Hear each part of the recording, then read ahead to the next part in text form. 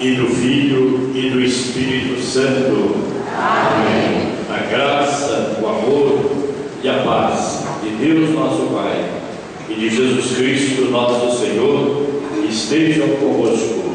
Bendito seja Deus e o amor de Cristo.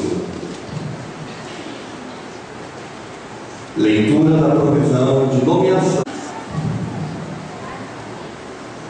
O povo pode sentar. Ao assumir o ofício de pároco da paróquia Nossa Senhora da Glória da Arquidiocese de Aparecida, prometo conservar sempre a comunhão com a Igreja Católica, quer em palavras por mim proferidas, quer em meu procedimento.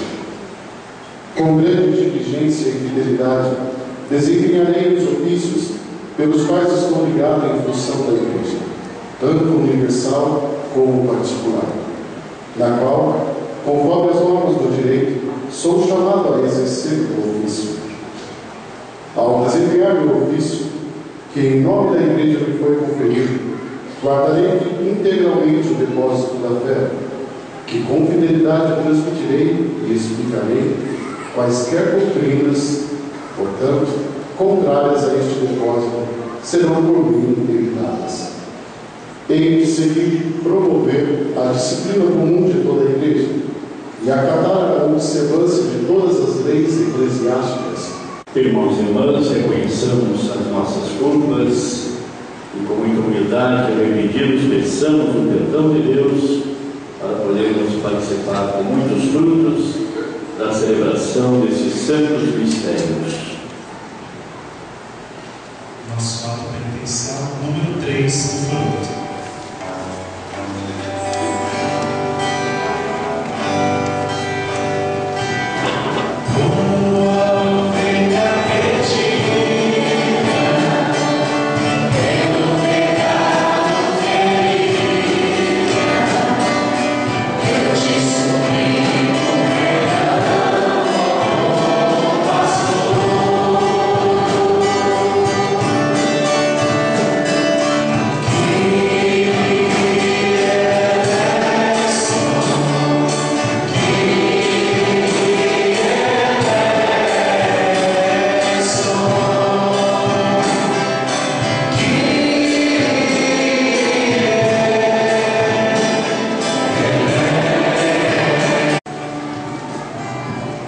Deus Todo-Poderoso e Misericordioso, tenha compaixão de nós, perdoe os nossos pecados e nos conduza à vida eterna.